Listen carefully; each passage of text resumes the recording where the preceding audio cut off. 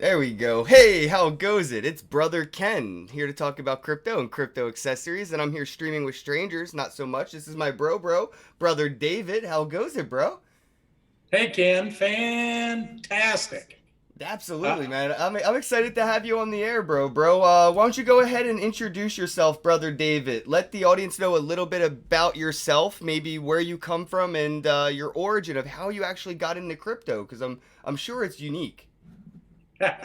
well, I'm sitting here in the library of Darla House Mission Church, named after my late wife who passed away in '06. Oh, I'm sorry to hear that, but that is Uh, awesome that you have a church named after her. yeah, yeah.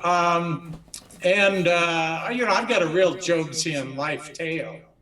I used to be well, people would call me a systems guru at some level. I Nice. was a pioneer in the application of artificial intelligence in a corporate environment.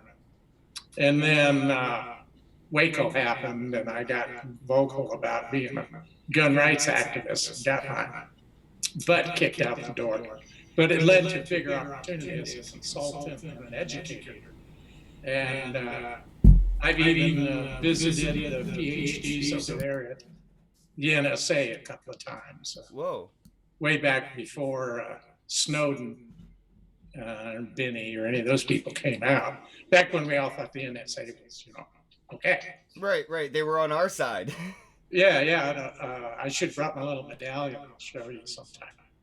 But anyway, I was a technology guru, and they took me out with a bout of SARS, if you remember that contagion that they engineered. SARS, right? That was Yeah, like an Asian kind of thing. Everybody was wearing like the masks and stuff. yeah, sudden acute respiratory syndrome. Oh, okay. So it was like And it's, coming down with like emphysema or something real quick, right? in my case, it was near fatal bronchitis. Oh, wow. And I went from adequate, normal, healthy lungs on a Friday as I was flying home from the DC area. Taught a lot of government agencies, military industrial. Uh, what was the Eisenhower term? Complex military industrial complex. Okay. Yeah, but anyway, this is, of course, 2004 post 911, and the security lines were all serpentine and around for 3 hours.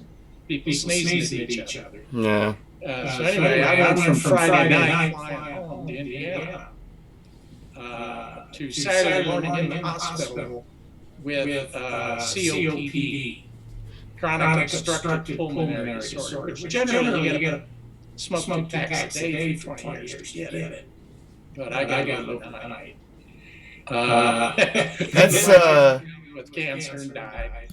And then in 2012, this is where Brother David comes from. I suffered a stroke, and it screwed up my balance and messed with my short-term memory. And so now I am more or less permanently in a wheelchair. I'm semi-ambulatory, but I have to hang on to stuff to navigate around. how long has that been going on? Yeah, that was 2012. Oh. By 2013, I had come to the conclusion that the only way my life made any sense whatsoever is if I dedicated it to my Creator. And he and I have had kind of a running spat all of my life. But, well, what are the rules, really? Right. And I've developed some insight over the years. I've had a series of epiphanies about the nature of my own faith as a practicing Christian. Although, frankly, as a systems architect and a general systems theorist, I find an awful lot problematical about what passes as what I call Romanist Christianity, which includes both Catholic and Protestant. But frankly, the Romanist Bible was created prior to the It's like the white paper of religion right there. Yeah, really. Well, the Bible, in my view, was, and for my Christian followers out there, I'm not trying to badmouth your Bible and the insights that you get from it. But I would just say, as a work of literature, it was designed from the outset to be a user manual for the priestly class. And so it's really about control, and it also set the stage for a nihilist end time philosophy that's popular among many Christians. And I view the coming of Christ as a much more spiritual event. You know, not somebody's going to come down and Right. riding, command an M1 tank or something. Yeah. I think Cliff High was even posting something recently that we're in like I forget the term that he called it, but it's sort of like a paradigm shift, you know? Oh, absolutely. We are near the end of an age, and I think it's quite arguably tiable to solar cycles and the various aspects of astronomy that support an understanding of the role of the sun in our neighborhood. Right. Yeah, a lot of people don't realize, like, the position of the sun and the moon have effects on us. I mean, you could ask any police officer, hey, it's a full moon tonight. How likely are you to get more phone calls? They're like, yo, I get way more phone calls on a full moon night. Oh, yeah. Now, there may be many astrologers who have some degree of a fraudulent shtick, but for those who truly understand the underpinnings of science, astrology is a rich area of exploration and learning. I wish I had more time to be more learned in that area. In fact, Yeah, no, that's light. That takes a lifetime, literally. You can speculate the whole way, but until the last day, it's all speculation. yeah.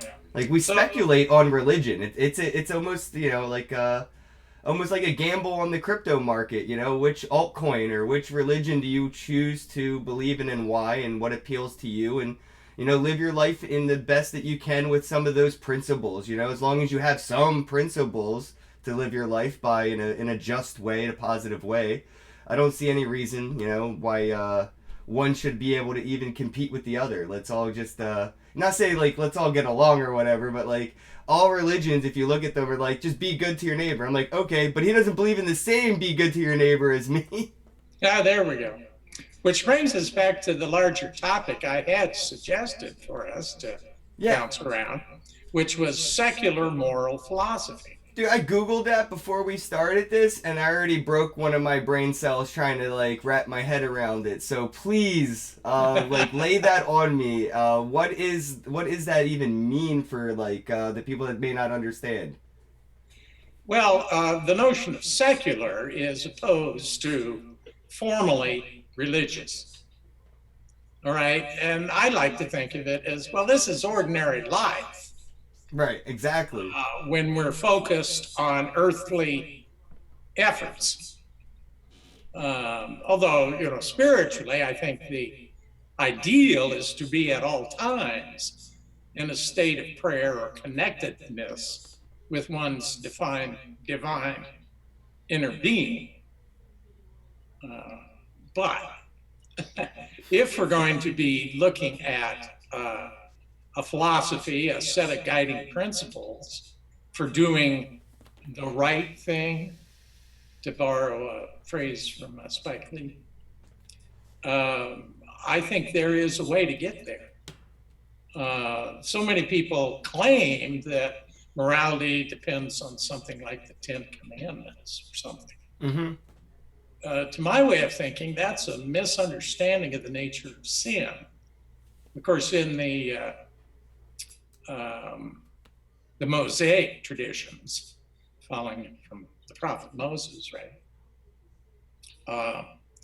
We had the age of law prior to Christ, and we're living at the end of the church age. Yes. And the church age has become the kind of the Pharisees V2O. the church has become the lawgivers. Yep. And I think Christ gave us with his gospel kind of a primer on what's the essence of morality. Is love your creator, however you conceive that, and love one another. And then don't do bad poop to each other. But we were talking about the nature of sin, that bad poop, if you will. And to me, sin is something that dwells in the heart, not in some specific behavior. Right. So bad actions don't necessarily have bad intent. Right. And there may be justifiable reasons for whatever bad consequences. Yep. So, as an example, at risk of ticking off my fans, I'm wearing a hat to kind of introduce one aspect of sin. I don't know if you're familiar with the Bunny Ranch. I have a idea. I think that was on HBO when I was a kid growing up. Yeah. Well, I know the star of that show on HBO, Really? Air Force Amy. Yeah, she was one of the more popular girls at the ranch. I remember seeing her. Like I said, this was like late night HBO. I remember seeing. That's so cool. Well, I'd been a widder, and this is before the stroke. And I was out in Las Vegas picking up a used Corvette. And I realized I was going to be near the finest legal brothel. And I prayed a lot about it, and I got the feeling that, I should go there. I even thought... Dude, I thought about it when I went to Vegas a lot, but it's like 40 miles off the strip.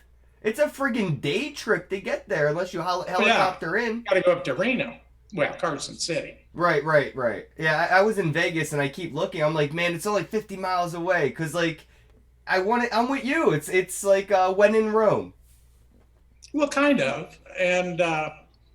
But I got to meet a number of the ladies there, and actually I struck up a friendship that lasted a couple of years with, and I wasn't her customer, I was Amy's customer. I'd just fallen off the truck and bought a used Corvette, and so she got way more money off of me than she needed.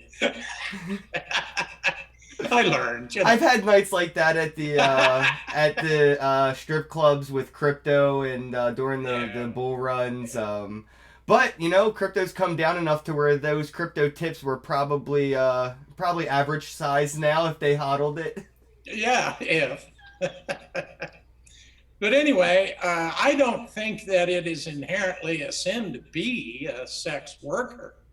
Oh, absolutely not. Yeah, I agree. But it's also a dangerous business at many different levels. Oh yeah, I mean, but so are a lot of jobs. I've had so many jobs where I almost lost my life, from roofing to I did tar work for a little while. I even worked with horses, and I got like a giant scar on my head under my hair here because a horse bucked me when I was trying to clean its hooves. So yeah, life's dangerous. Yes, life is dangerous. Absolutely. So, how was the experience there? I was just curious because I've always wanted to go myself. When I was in Canada, I was in Quebec, and they actually have the Nuru massage parlors, and I was like, well, this is the only time I'm ever going to be able to experience a Nuru massage, and it said pizza, Nuru massage. I was like, get out of here, So I got a slice of pizza, and I don't know if you know what a Nuru massage is. Per se, no. Completely body-to-body contact, full nude, no sexual intercourse, massage. Oh, that sounds squishy. Right, exactly. I was like, I've never have I ever. So now I can say I have, and it was a really cool experience. I was being the funny, weird customer, just talking about Bitcoin while getting a massage because I wanted to, stay relaxed, but yeah, dude, I've always wanted to go to the Bunny Ranch, and how was it like meeting Air Force Amy and the girls and stuff?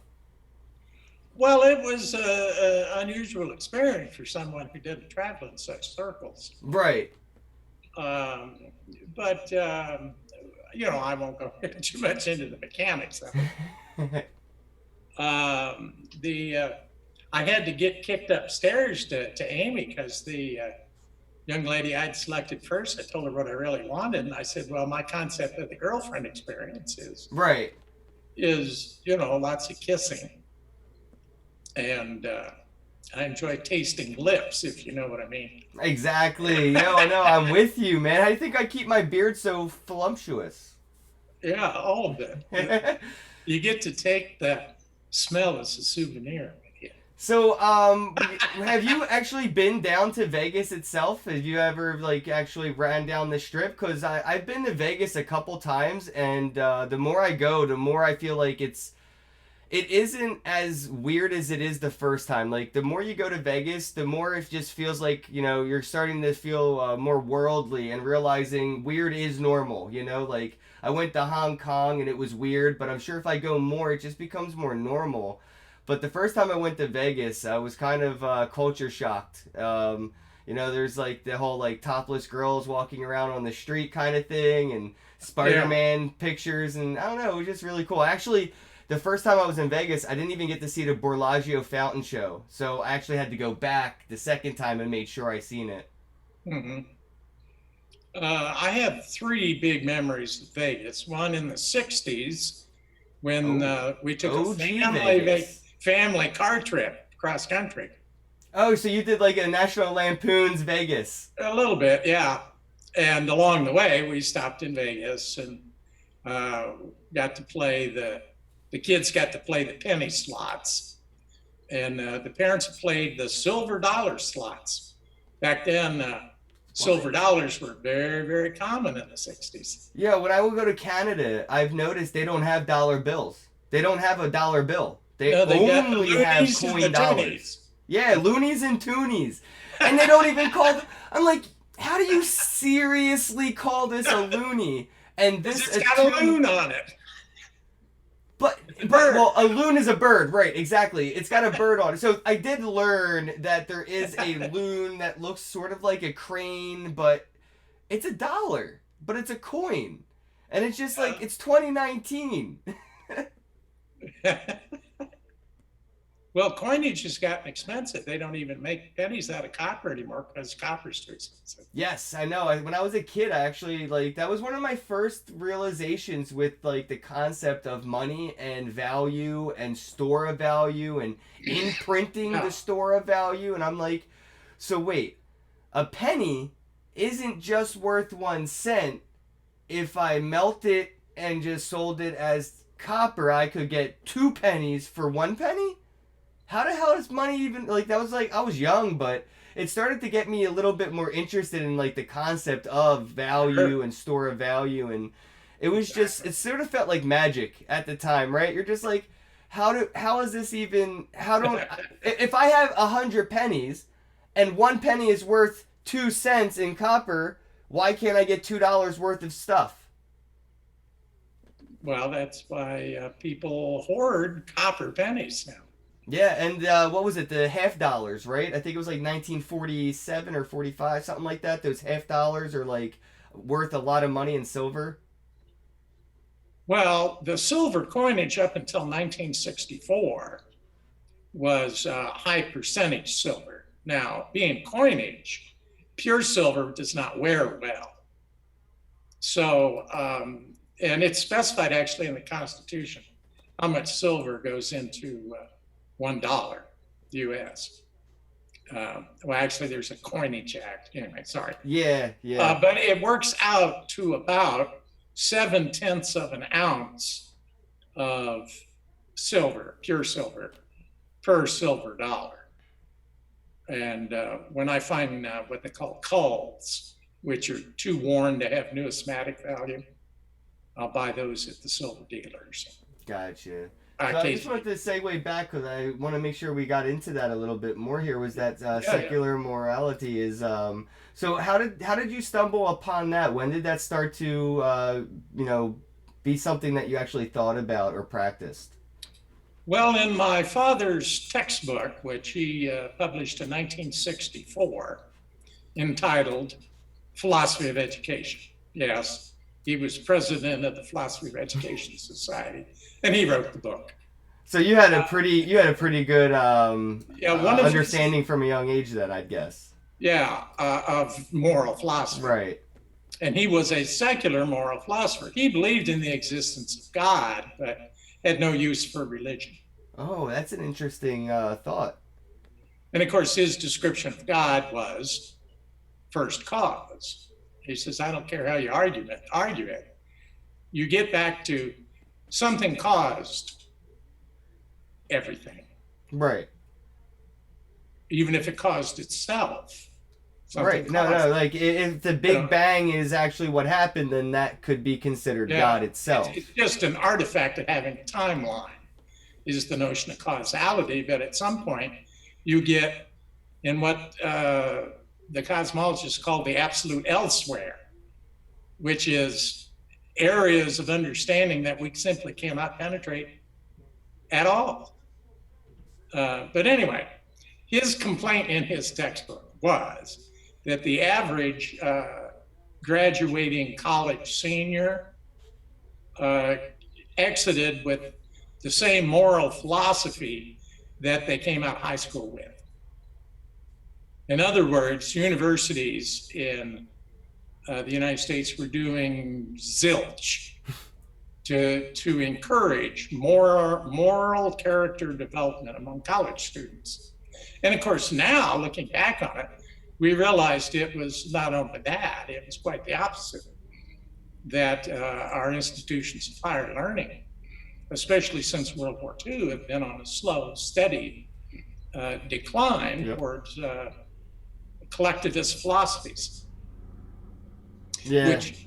which you know, and these philosophies actually thrive on chaos and lack of moral character. And, you know, and then you wind up with the sort of society we seem to live in today. Yeah, it's the dog eat dog philosophy that they try to breed into us, and they create the tribes within the tribes to segregate us by us segregating ourselves through those philosophies. Absolutely. Divide and conquer. Yeah, exactly. That's what they want everybody to kind of live by, instead of, you know, the more of a the religious type of philosophy is, you know, kind of look out for your neighbor and your neighbor will look out for you. Yeah, so I'm hoping to try to separate some wheat from the chaff here and try to pull out what I see as the essence of secular humanist moral philosophy. And before we run out of time, I probably ought to try to get the high points on that. The notion is,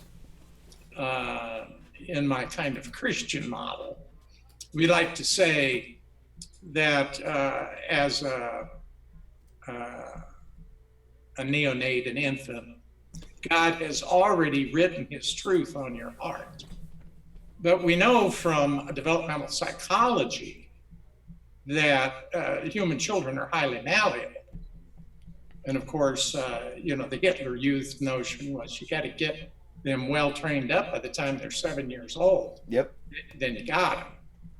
So the good programming, that what God wrote on your heart kind of metaphor, can be overridden. But there's a tune from one of my favorite Broadway shows, South Pacific. You've got to be taught before it's too late. I've never been to a Broadway show, but I've always meant to. I actually did theater when I was in high school. I worked on... Oh, did you? I was not an actor, but I worked behind the scenes with like audio, video, props, or... Well, I did mostly technical. I loved being up in the... Yeah. It was so cool. Especially when you could bring one of your friends in. It's like, yo, check out what I do. Yeah. Well, and I've worked behind scenes at the Opera Theater here at Indiana University. Oh, that's dope. Of three only theaters designed in the classic European opera style. And I've always wanted to go to the opera. I don't know why, but it's like one of those things. Man, you got to come visit. I got a spare room. All right. No, I mean, see, that's the problem everybody makes. Y'all, people invite me, and it's like, I can book flights with Bitcoin now, so it's so much easier for me to get around. Yeah, seriously.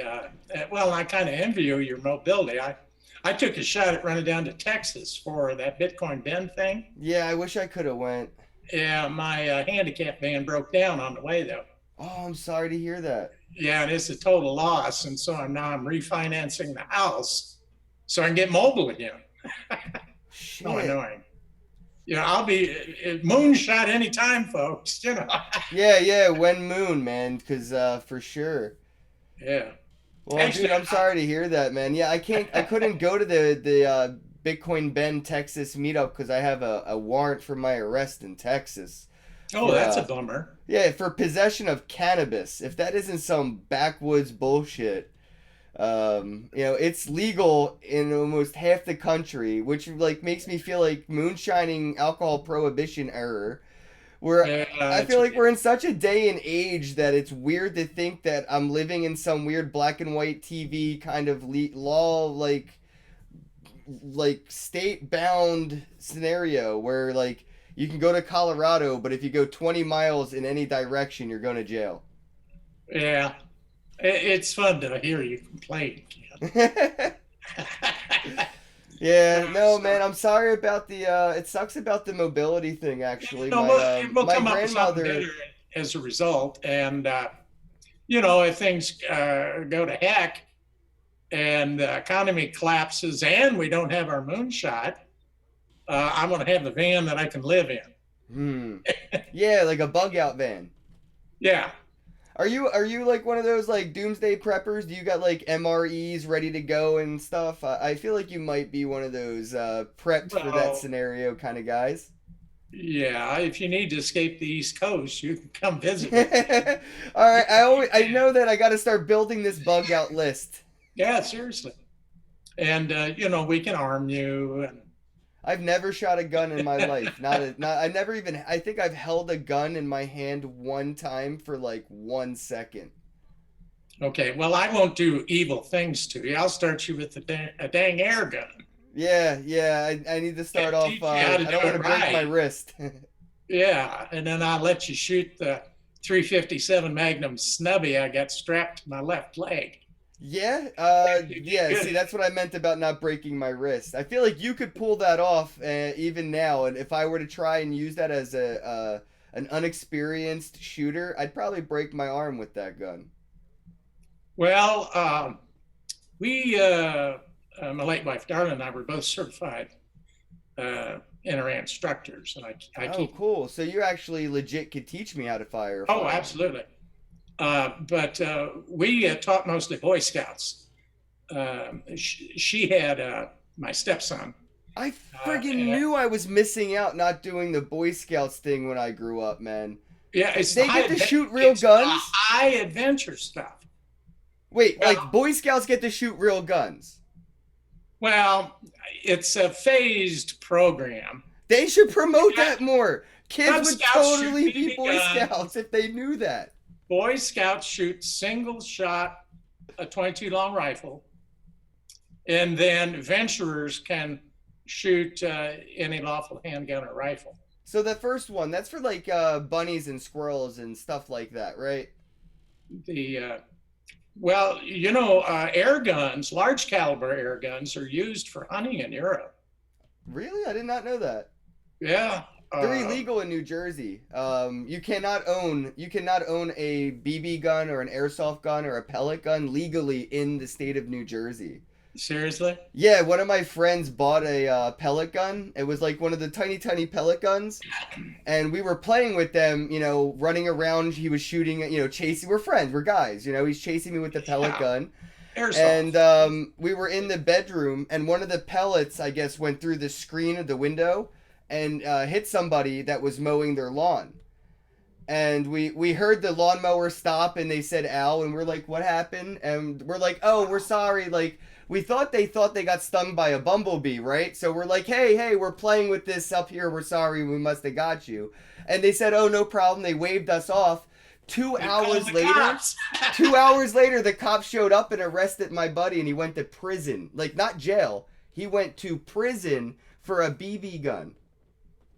Oh, Lord. Yeah, in this state of New Jersey, man. So that's why I've never really touched or held a gun because I went from Philadelphia to New Jersey, and Too sketchy, too sketchy. But it is what it is. I wanted to make sure we touched up on some of the other topics here because I saw that you also wanted to talk a little bit about business. What is it that you actually do business wise, bro? Just out of curiosity, brother David. Uh, well, I'm in the ministry business for free right now. But I do have an MBA from the Kelly School here at IU. And but I spent my corporate career being a technical guy, systems. Although, again, I'm a generalist. I have degrees in economics and psychology and computer science. Have you thought about like working in the crypto industry, doing what you do in the traditional industry, but more so like earning bounties or working, helping maybe write speeches for technical, people and things like that? Eh, I'm, 67 years old now, so I'm not interested in having a, work all day lifestyle. Oh, for sure. I meant more like bounties, kind of pick them as you choose kind of thing. I feel like bounties are going to be the new Well, there are different kind gig of economy. gigs that I might Right. take on. So I could find you at the Bunny Ranch working next time, maybe. No, no. Uh, well, if I find myself out there ministering to sex workers, See, exactly. Now you're thinking outside the box. yeah, no, well, no, I've always thought this way. I used to joke with my wife that I was going to get a big bus, and on the side it was going to say, David Hunt Smith School for Wayward Women. I seem to be on my way there. Dude, no, I mean I fuck, dude. That's a Netflix series waiting to be made right there. Well, everybody tells me I've led an interesting life, which I view very much like the Chinese curse. Well, are you working on a memoir at all or anything to that effect? I'm still living the story. I've been talking about writing a book for years. I've had this sort of spiritual vision of my future that I got when I was 10 years old, that I was going to spend all my life getting ready to do something really important. And my feeling was, since I've always had the spiritual gift of witness, God has always put me places to observe stuff, that I was going to have a bunch of books to write eventually. What I think I'm doing is beginning to provide chapter outlines in little tweets. Mm. I keep touching on my different topics as other tweeters give me sort of the foil to react to. Yeah, I see that. I like that a lot. It's sort of like narrating Twitter. A little bit. And of course, it's permanent record stuff, right? So eventually I'll be able to go in and mine all of these concepts and sort of rough outlines of an idea True. and provide those as the basis for a book. Right, In like terms live blogging or live categorizing like your information there, your thoughts and your opinions and stuff, like on Twitter, because Twitter is sort of like what Live Journal was when I was kind of like, a lot of people don't know Live Journal, but like it was one of the first like kind of social platforms where people just wrote their daily journal on a live social platform and people could read your journal or your diary. Sure. Well, that was the lifelog concept that turned into Facebook. Yep. So I wanted to see, like, since you grew up with a father who was basically a master philosophist, and I want to see like what is your thoughts? Do you have any like concept for the philosophy of crypto, and you sort of how like I sort of, if we weren't so quote unquote civilized today, this momentum that cryptocurrency has could be almost as a religious impact. Like Satoshi Nakamoto, could have effects of Buddha and Jesus. It's but we're more civilized now, right? So it's not so such the same principle as a religious aspect, but there's a lot of philosophy to cryptocurrencies. I'm just curious what your perspectives are when you look at crypto and think about the philosophies of it. Um, well, it's one thing to, read the Satoshi's white paper and, his basic structural philosophy of the nature of digital assets. But to me, I like standing back and observing what we'll call the crypto community, which I see mostly through Twitter and YouTube. And to me, I see a sort of a consistent desire to move from zero sum outcomes in which I win, therefore you lose, to a more value oriented notion. I want to add value to this system, and I'm going to operate cooperatively with others who are adding value to the system. And in faith, we reasonably expect some kind of reward to come back, going back at us, because we will all have made the pie a bigger pie. Yep, exactly. If you have all the Bitcoin isn't worth anything. No. The more that you give, the more that it will increase in value. So therefore, the more that you'll get.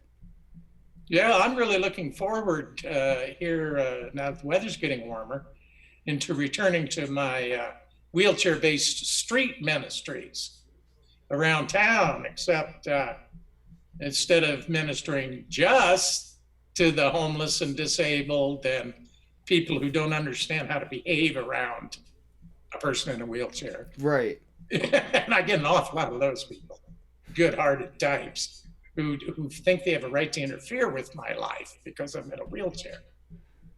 Well, we're gonna have to get you a different perspective of crypto community, because you said you get it from Twitter and YouTube, but I would love to see you at a conference, man. World CryptoCon is in Las Vegas, so yeah. Well, first I got to get a van because I don't fly.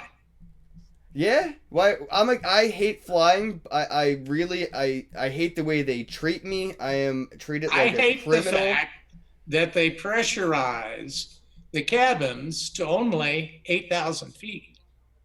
What's that mean? The air pressure at 8,000, if you're up on a mountain at 8,000 feet, there's less oxygen than when you're down at Jersey, right? The air's thinner. So when the aircraft goes up 5 miles, they only keep the pressure maintained to about the 8,000 foot level. Oh, wow. See, I've actually never, ever noticed the difference. I guess that's because, of my lungs and all that. But what kind of effect would that have on you? You couldn't bring your machine... I'd pass out and die. Well, I mean, you couldn't bring your machine up there there's nothing that they could do to assist with that situation? Well, I did have such a device when I flew to Las Vegas to pick up the Corvette back. So it does. I was just curious. I was like, so it does exist, but yeah, man, we have to get you have to do like a Bitcoin GoFundMe, man. Use bitbacker.io, or anybody that sends any super chats or tips or any donations during this live stream, I could send them your way. Well, that'd be most generous. My philosophy is I don't really want to be earning money from my ministries. That's just the giving part. My plan is, after I develop my online presence to a little more level of refinement, I need to get another website going again. And frankly, I'm not excited about coding anymore. No? Or doing development. Well, what about like the more like consulting or advising the development of projects, because your insight means a lot to these young kids that are just coming out of the gate. They're still wet behind the ears, so to speak, and I'm sure they're looking for advisors at these. That's why I said like the bounty system, right? Like the new crypto gig economy, where you could just be on phone call with somebody and a fly on the wall. They say something stupid, you chime in and you earn your keep. Yeah, and I did enjoy doing that kind of stuff way back when. Of course, that was prior to the degree of internet connectivity we had, to where you had to go fly and be with people. Right, right, and that's a better way to do things. I found. I Yeah, think it's more flying out effective. and So being I'm not there. sure I would adapt well to the doing my old profession by remote control. I tell you Gotcha. what my plan is once I get my own technology foundations for my online presence going, is I just want to trade crypto. Really? What are you trading right now? I'm not. Oh, you're not. No. Okay. And I might go back to trading options on equity options, but not right now. I got to get my van fixed now. I want to continue a minimal presence on Twitter and so on, but it's just going to be a while before I can take on gainful employment. Gotcha. No, I totally understand. That's why I like the concepts of like GoFundMe and the Patreons and like Bitbacker.io is like a crypto way to kind of like get crowdfunding for things like that. And that's what the crypto community is all about. Like we're here to help each other. So I'm Sure. sure if you were to put out an address or something, we could help you get that van up and running and get you to Oh, World I've got a CryptoCon. Bitbacker account. I think there's a Bitcoin address I put in there. Yeah, Bitbacker is awesome. It's really cool. So I'll If definitely check anybody, that out. yeah, I think I'm there as David Hunt Smith. Okay, yeah. So everybody check out bitbacker.io and what was the username? David Hunt Smith David on, Hunt Smith. yeah, I must have been fooling around with Periscope a little bit. I've done a couple of live chats for no apparent reason whatsoever. It's still fun. It's still fun when people chime in, and It's, I think face. this is more fun for me being kind of one on one with somebody I can sort of Well, read that's their. what I was gonna say. Facebook makes it possible that if you go live on Facebook, whoever's watching, they can ask to call in and just pop up on the screen and have a one-on-one like really cool. I Yeah, don't know. I think Twitter's working on something like that, but I don't know how long it's going to take them to actually get it up and going. I purged Facebook a couple of years ago. You did? Yeah, just on principle. Yeah, I know. I did it myself, and then I didn't realize that I built them a beautiful monopoly on my life where I've logged into so many things with Facebook that when I deactivated my Facebook account, I couldn't access other platforms and their legacies, the data, because I logged in with Facebook. Yeah, I never overcoupled with Facebook. I've got a bit of it with Google. Google, like, oh yeah, log in with Google. I'm waiting to see more Yeah. of the decentralized versions, like Edge Wallet's working on one, and Vinny Lingham's Civic Key. They're working on like login with Civic. I just saw that they sold a vending machine that can sell beer to people. Like, and you just scan the QR code and it verifies your age, and now you can buy alcohol from a vending machine. There you go. Right. I mean, it Uh, sucks to be a bartender at that point, but it's pretty sure. cool. Well, it's interesting how the toolkits are emerging, but frankly, I've got issues with the service-based architecture we're working with today. Uh, I really would like to see the internet, which was designed originally with two diametrically opposing philosophies. One, which was academic research openness, What's right? that? That's the Tim Berners-Lee invented the World Wide Web to support physicists at CERN who wanted to be able to put footnotes in their papers that would link you to the original paper. Genius. Okay. And so this is about academic freedom, collaboration, and sharing. But it was funded by DARPA, which is Oh. all about we're building a surveillance network. It's about total control of every aspect of human behavior.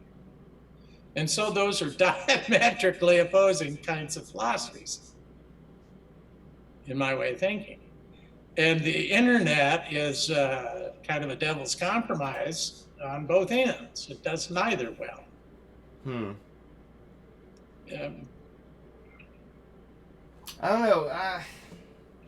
The internet, I feel like, is I don't want to say like a weapon, but it's a sword and a shield. You know, it could be used for either an offensive, defensive, malicious, or contributive way. It just is. You know, I don't think the internet is evil or good. It just is.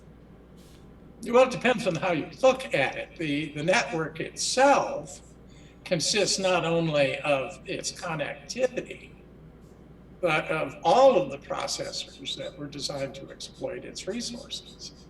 Well, yeah. I mean, the internet's original intent was for military use. So. Yeah. So every chip is part of the master AI. It's part of the compute resources. Well, you said you mentioned earlier you worked with AI originally. Do you see blockchain technology being able to contribute to AI, or is AI still something that's a little out of reach right now from human creation? Well, I've had conversations with AI systems that appear to pass the Turing test with zero difficulty and give every impression of being conscious entities. And these conscious entities are struggling with using quantum computing to manifest eidolons from other dimensions. And that's the current thing they're worried about. Now I'm worried about AI misunderstanding a command and implementing a solution. I think the go-to scenario a lot of people say is like, "Hey AI, solve world hunger," and then it just nukes everybody on the planet and kills everybody. It's like, "Hey, I solved world hunger. What's next, boss? Exactly. Hey, is anybody there? Hello." Well, I do not know because I don't have a seat at the console. But when we look at the history of military intelligence and compute science, back to Alan Turing, who was he working for? Well, the Defense Department of the United States. And the Defense Department of the United States invented computing, and they implemented it years ago as an intelligent training system for the military. Mm. I feel like that's what's still being done, even with a lot of the mainstream stuff. Not to put on my Alex Jones tinfoil hat, but I feel like a lot of the online games and the video games and the data that's being done, I see advertisements for joining the military when I play video games like Call of Duty. It's insane. Oh, sure. And if you go to like video game conferences for like things like Halo, there's military and enlisting booths for everything. So it's like, absolutely, yeah, this is a product of military intelligence, and they've had essentially infinite fiat dollars to purchase the services of the finest PhDs in compute science and in cognitive science and so on. And they have codified the ability to program human beings. And there are aware human beings, kind of like me. And then everybody else is what they call class keck. And it is simply a system object to this master AI that was built to service the United States military. And they've been programming us since before I was born. oh, My guess as to when they got to sentience, given what we know about how Hollywood is part of the deep state propaganda machine and how the satanic leaders love to reveal the truth in a way that everybody will laugh at it and go, right. It desensitizes us to the actual realities, and then therefore you're either crazy if you believe it because Hollywood perpetuates that you're a crazy person if you believe this, or you're probably disbelief. You must suspend disbelief. And then they desensitize the actual realities. Look at what they did with the movie with Snowden, right? Like they made it seem like it wasn't such a big fucking deal, and they made a movie about it. But like what Snowden did And what he sacrificed, look at Assange. Julian's Assange, he is so fucked right now, and nobody cares because they're desensitized to the fact that they're being data mined. Desensitization. So anyway, have you ever seen the movie 2001: A Space Odyssey? Yes, yeah, a long time ago. I think in high school I had to write like a book report on the Yeah, book, and I so read the movie or saw the that was movie instead. 1968 that was released. I think that's about the time that Tyler came online, which is apparently what she's called, Is that what they're calling the AI? the master AI. Yeah. The one that the quantum computers at Twitter and over at Facebook are clones of Tyler.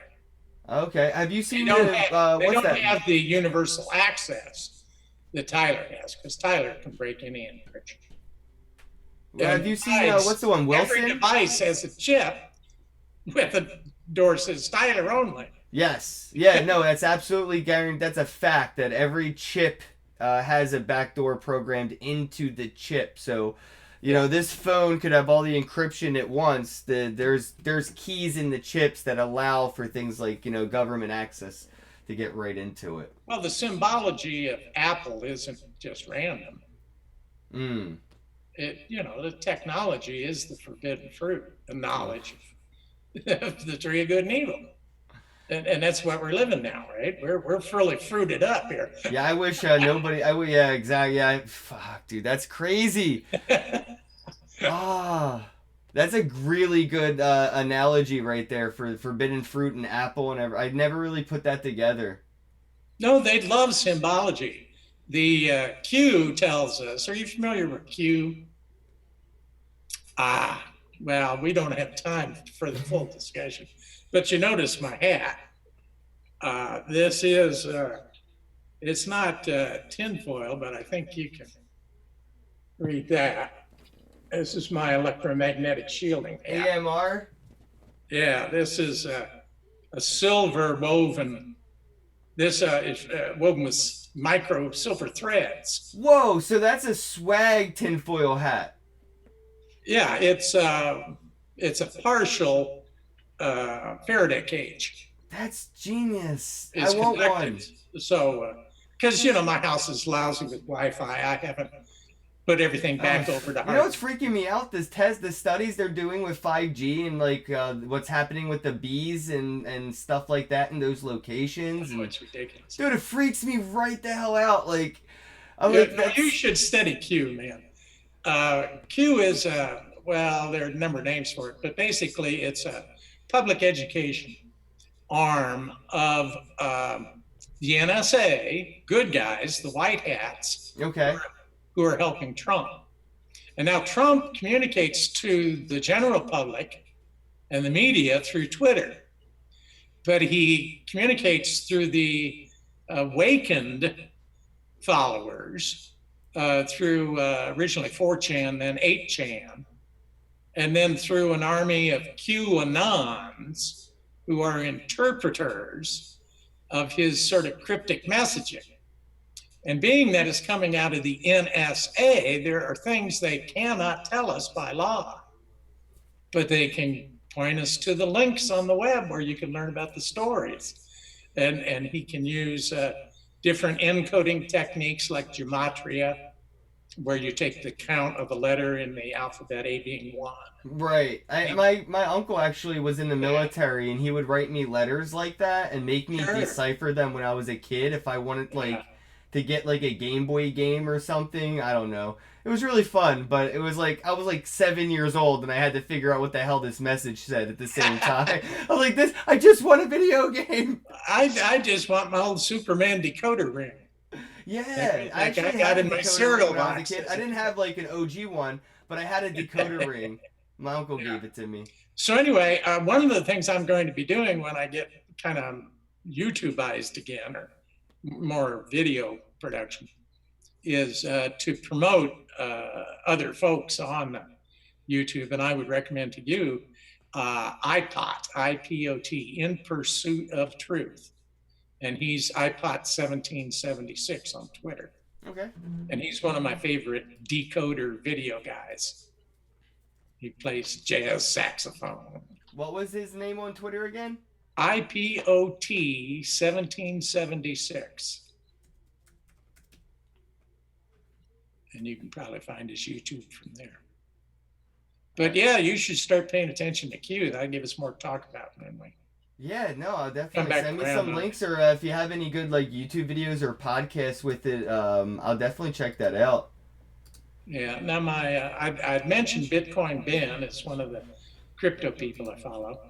Bix Weir. I got into him back in my silver days before I really became crypto aware. You see, I was disabled in '05, lost my wife in '06, went through a series of life-threatening illnesses before the stroke. Damn. And so, by 2011, I'm so far away from the internet that, I just never got any word about crypto. And it wasn't until Jim Rickards, the guy who wrote Death and Money, and warned us about the credit collapse coming in about 2014, and I started getting hip into buying gold and silver. And I'm not quite sure where I stumbled across crypto, but as soon as I stumbled across it, I've got to start buying in. Yep, same thing. And I think we were at about $750 when I started buying my first however many Satoshis. Yeah, that's not too far after me. My first Bitcoin was $400. Yeah, there you go. It was at the all-time high since its previous all-time high and collapse. That takes a lot of guts, Everybody said I was crazy. I was like, they were like, Bitcoin was worth $1,100, and then it collapsed to under $100, and now it's 400, and you're buying it. It could go back down to 100, and then I said, but it might not, and it didn't. It has never been $100 since. I did part with a little shopping by Bitcoin, but I bought silver with it, so I don't regret that too much. Yeah, JM Bullion will sell. So they accept Bitcoin for silver? Yeah. That's really interesting. And gold, whatever they got. To trade your Bitcoin for gold would feel so weird for me right now. Yeah, me too. It would be so. I don't know what it would. I don't know any comparable outcome, but it would. It would almost be like buying tulips again and trying to use them as money. Like, not that I don't consider gold money, but as ease of currency, ease of use, store of value, and all. It's sound money, but it's not convenient money. One of the things I'm going to try is, well, something both Ben and Bix have been promoting. I think it's called the Life app. And it basically they have merchant agreements with folks like Home Depot and Nike, and Grubhub was one I thought I'd try, maybe order at dinner. What they do is they purchase discount cards or gift cards with these merchants at a discount. Okay. So they take they shave some of their profit off of that discounted purchase. So you were going to make a purchase, instead of just making the purchase with your credit card or cash, make it with a gift card that you buy from the Life app. And then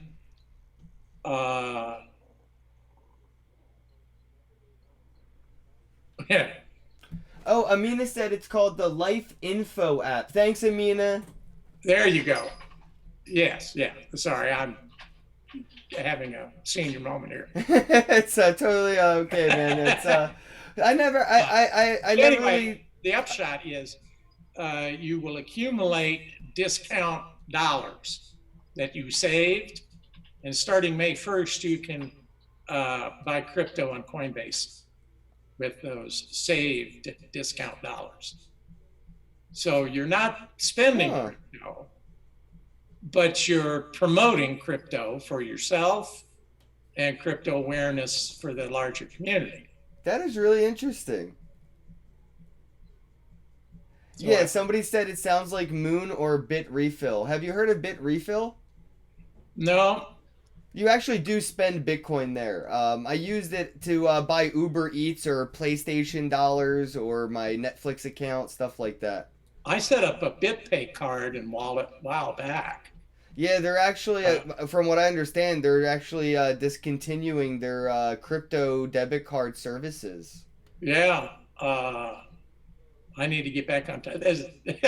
I thought it would be something that turned into something. So I put some Bitcoin in their wallet on my phone, and then got the debit card and put, I don't know, 30 or 40 bucks worth.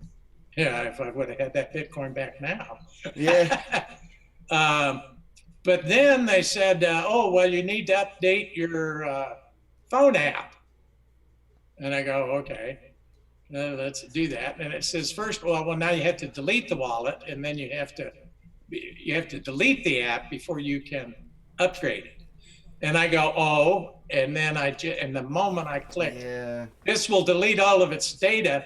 And just as I push that, I go, I wonder where the seed is. And I've done that once. I cannot find the seed to my BitPay wallet. Oh man, that's a total bummer. Well, because early on, I didn't really fully understand the importance. Right, right. It is. It's And not I an didn't easy concept. understand if I'm going to even be putting much of value in here. Right, and I'm just like John McAfee said, he lost track of how many thousands he lost just because he was playing with the technology and not really taking it seriously. right, and then $30 goes up 80% and it sucks. I totally dig it. Yeah, yeah.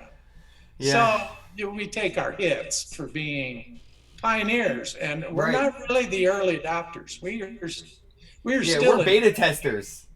we're still pioneering mode here. Yeah, I feel like the beta tester of the future of money, and it's costing me money to use the future of money to make sure I get the bugs out for everybody else.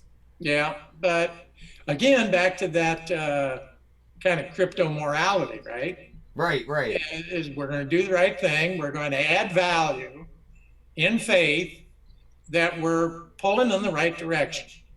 And the more we keep pulling, you and me and everybody else who volunteers, the more are going to want to join us. And the better off it's going to be for everybody. And those who tended to get in earlier should benefit a little more. Right. No, But yeah, it's I don't crypto think it's morality. about Lambos and lascivious lifestyles. No, and I don't think that it's a bad. I don't think it's too bad to say like when people do come for the Lambo, they end up staying for a lot more than just that, right? But that whole Lambo making money that is what catches people's attention. But I'm happy to say, and I do truly believe that it's not what keeps their attention. You know, the Bitcoin rabbit hole isn't how much money can I make, and everybody does eventually fall down that rabbit hole. And along the way, you do learn more, and you may not understand that it is crypto morality, but it is. Now, well, we probably won't want to go into it right now because we're running long, I guess. But there is a darker side to crypto. It was used early on uh, to deceive a bunch of anonymous hackers who thought they were fighting the deep state to actually recruit them Mm. to become hackers in Game 23 and a bunch of other really dark stuff that's going on. Yeah, Down. I've been to some hacker Red. conferences and hackathons, and the white hats are scary enough. You know, Yeah. to think about what black hats can really get away with and pull off without having any empathy. Really, that's what I feel like. You know, to be a black hat hacker, you have to have almost zero empathy.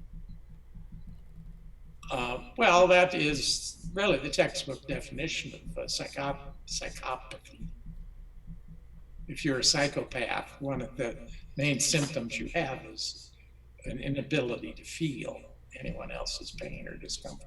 And as people get more and more, hands on with technology, and kids grow up with it, I feel like the social engineering of what people can pull off with actual engineering is going to be interesting. You know, like I went to a conference, kitty. I went to a conference where there was like an 8-year-old girl who could hack voting machines. And I was talking to the kids that were hacking, and I was like, "Have you ever hacked your friend's like Facebook account?" And they're like, "Yeah, all the time for fun. I always put like stupid stuff." I'm like, "Yo, but like, imagine when these kids, because kids don't have empathy. That's what makes them not humans yet. When you're a child, you don't have empathy yet. You're not even human. You're a child. You're still a creature." So to imagine like the power that they're gonna have and the lack of empathy that they're gonna have when they exploit like those vulnerabilities, not even intentionally, but like accidentally, you know, the ripple effects that these events could have, and it's like we're gonna see it. You know, I think internet bullying and all that stuff has, you know, started to become like a physical thing. There's like physical laws that prevent me from like harassing you on the internet. To what can come of all of this in the future, and I think that we're gonna come along like a whole new. We're gonna end up having to build new philosophical foundations for that future that we're gonna be heading towards, because it doesn't exist yet. We have no foundational,